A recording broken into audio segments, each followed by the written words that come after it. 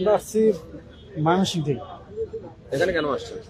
এখানে আসছি আমাদের খালাদা জিয়াকে দেখার জন্য। তো দেখতে পাচ্ছেন? জি না। আপনি কোথা থেকে আসছেন? আমি বরিশাল বাকেরগঞ্জ থেকে আসছি। কেন আসছেন?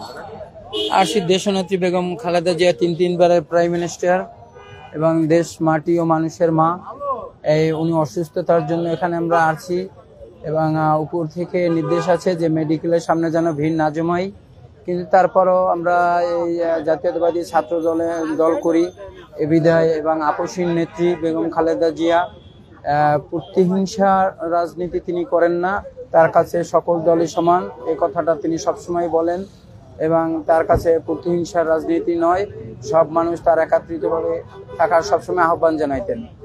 এবং 2013 সালে হেফাজত ইসলামের শাপলা চত্বরে যে হত্যা হয়েছিল শেখ হাসিনা, যে আলেমুলাদেরকে গুলি করে হত্যা করেছিল ওই দিন রাত্রে, এবং শুধু একমাত্র এই খালেদা জিয়া, উনি তিনবার প্রাইম মিনিস্টার এবং মাটি ও মানুষের মা, উনি একটি কথাই বলেছিল যে আলেমদের উপরে যারা হত্যা করেছে, কোরআনে হাফেজ মাওলানাদের যারা নির্মমভাবে হত্যা করেছে, আল্লাহ তাআলা তাদেরকে ছেড়ে দেয় কিন্তু ছাড় দেবে না, এই কথাটা বলছে।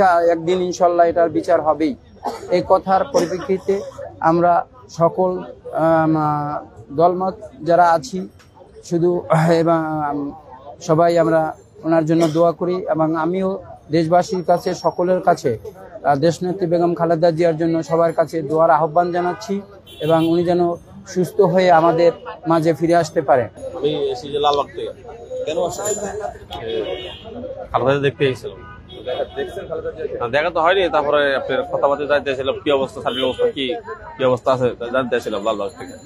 কি জানলেন কি খালেদা জিয়ার স্বাস্থ্যের কি অবস্থা? স্বাস্থ্য অবগত হয়নি, এটা বলতে আছে, সবাই তো শুনতেছি, জিজ্ঞাসা করছি, তো একই কথা বলে স্বাস্থ্য অনুভূত হয়নি, তাই জন্য ঘুরতে আসছিলাম। দেখা হচ্ছে আমরা আসিনি, আজকে আসছি, তারা ভালোবাসি, তার দলকে ভালোবাসি, তারা দেখতে এসেছিলাম, টানে চলে আসছি দেখার জন্য। আমাকে নেত্রী হাসপাতালে আছে, কি অবস্থা মানুষের দ্বারা শুনি অসুস্থ, এই ভালো হইতেছে, এই দেখা যায় অসুস্থ হইতেছে, এই জন্য হৃদয় টানে আর কি ওনার এসে দেখতে আসলাম। যে মানুষের কানে অনেক রকমের অনেক কথা শুনি, সে বিদেশ লয়ে যাবে, দেশের বাইরে লয়ে যাবে, তারপরে বলতেছে একটু ভালো হয়েছে স্বাভাবিক, এখন ভোট বসবে, ভোট বসার পরে আলোচনার মাধ্যমে তারপরে যদি নেওয়া লাগে তাহলে নেবে, আর নেওয়া না লাগলে তাহলে এই বাংলাদেশের চিকিৎসা চলবে, এই আলোচনা শুনতেছি। এই জন্য আমরা দোয়া করতে আসি তার জন্য। আমরা হৃদয়ের টানে আমরা থাকতে পারি না, এই জন্য আবেগে এখন আমরা চলে আসা। হ্যাঁ, আমরা এই দোয়া করি যে আমাকে আগামী নির্বাচনের আগে আমাদের নেত্রী যেন ইনশাল্লাহ ভালো হয়ে যায়, আমাকে মাঝে এসে দাঁড়াইতে পারে, এই জন্য আমরা চাই এটা। সুস্থ তো আমরা তো আশা করতেছি যে সুস্থ হোক, সুস্থ হয়ে আমাদের ইনশাল্লাহ সুস্থ হয়ে আমাদের মাঝে আবার ফিরে আসুক, আমরা তো এই দোয়া করতেছি, এটাই চাই। আমাদের মা নেত্রী অসুস্থ, আজকে মোটামুটি কত 8-10 দিন হয়ে গেল, অসুস্থ বেশি হয়ে গেল বোধহয়, 10 দিনের মতন হয়ে অসুস্থ, তাকে দেখার জন্যে ছুটে আসছি।